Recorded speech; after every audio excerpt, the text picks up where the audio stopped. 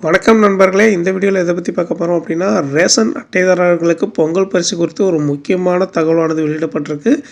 இது என்ன தகவல், என்ன சொல்லியிருக்காங்க அப்படின்னு இந்த வீடியோவில் பார்க்கலாம். ஸோ வீடியோ ஸ்கிப் பண்ணாமல் கடைசி வரைக்கும் பாருங்கள். அதுக்கு முன்னாடி நீங்கள் நம்ம சேனலுக்கு புதுசாக வரீங்க அப்படின்னா மறக்காமல் சப்ஸ்கிரைப் பண்ணிவிடுங்க. அப்படியே பக்கத்தில் இருக்கக்கூடிய பெல் பட்டனை கிளிக் பண்ணிவிடுங்க. அப்போ இது போன்ற முக்கியமான தகவல் போது நோட்டிஃபிகேஷனாக உடனுக்குடன் வரும். வாங்க வீடியோக்குள்ளே போகலாம். தமிழ்நாட்டில் பொங்கல் பண்டிகையை முன்னிட்டு ரேஷன் அட்டைதாரர்களுக்கு வழங்கப்படும் பொங்கல் பரிசு தொகுப்பு பண்டிகைக்கு முன்பே விநியோகிக்கப்படும் என தமிழக அரசு அறிவித்துள்ளது. அதாவது மாநிலமெங்கும் உள்ள ரேஷன் கடைகள் வழியே பரிசு பொருட்கள் சீராக சென்றடைய அனைத்து ஏற்பாடுகளும் நடைபெற்று வருவதாக கைத்தறித்துறை அமைச்சர் காந்தி அவர்கள் தெரிவித்துள்ளார். அமைச்சர் காந்தி அவர்கள் அளித்த பேட்டியில், பொங்கல் பரிசு தொகுப்புகள் ஏற்கனவே தயார் நிலையில் உள்ளன. ஜனவரி 10ஆம் தேதிக்குள் விநியோகப் பணிகளை முழுமையாக முடிக்க அரசு இலக்கு நிர்ணயித்துள்ளது. இதன் மூலம் குடும்பங்கள் பண்டிகை கொண்டாட்டங்களுக்கு முன்பே பரிசுகளை பெற்று தடையின்றி பயன்படுத்த இயலும். பொது விநியோக திட்டத்தின் கீழ் நகர்ப்புற மற்றும் கிராமப்புற ரேஷன் கடைகள் வழியே இத்தொகுப்புகள் விநியோகிக்கப்படும். தாமதம் தவிர்க்கவும் தகுதியுள்ள எந்த குடும்பமும் விடுபடாதிருக்கவும் அதிகாரிகளுக்கு அறிவுறுத்தப்பட்டுள்ளது. தமிழகம் முழுவதிலும் உள்ள ரேஷன் அட்டைதாரர்கள் அனைவரும் குறித்த நேரத்தில் பொங்கல் பரிசு தொகுப்பை பெறுவார்கள் என அரசு உறுதிப்படுத்தியுள்ளது. உரிய கண்காணிப்புடன் விநியோகப் பணிகள் ஒழுங்கான முறையில் நடைபெறும் எனவும் பொதுமக்களுக்கு தெரிவிக்கப்பட்டுள்ளது.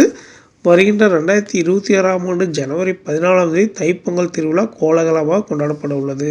வரவிருக்கும் பொங்கல் பண்டிகையை முன்னிட்டு தமிழக அரசு ரேஷன் அட்டைதாரர்களுக்கு ரூபாய் 3000 ரொக்க பரிசாக வழங்க முதல்வர் மு.க. ஸ்டாலின் அவர்கள் முடிவு செய்துள்ளதாக தகவல் வெளியாகியுள்ளது.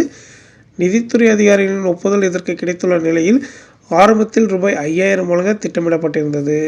ஆனால் இப்போது ரூபாய் 3000 வழங்க முடிவு செய்யப்பட்டுள்ளது. எனினும் மாநிலத்தின் நிதி நிலைமையை கருத்தில் கொண்டு இம்முடிவு மறுபரிசீலனை செய்யப்பட்டுள்ளது. ரூபாய் 5000 வழங்கினால் கடுமையான நிதி இழப்பு ஏற்படும் என நிதித்துறை அதிகாரிகள் சுட்டிக்காட்டியுள்ளனர்.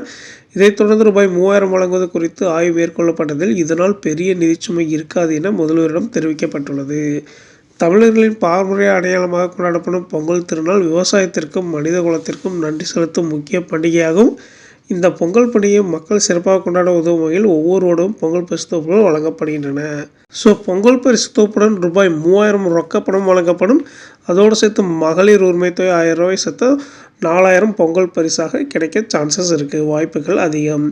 ஓகே நண்பர்களே, இது போன்ற முக்கியமான தகவல் பற்றி தெரியணும் அப்படின்னா நம்ம சேனலை சப்ஸ்கிரைப் பண்ணிக்கோங்க. நன்றி.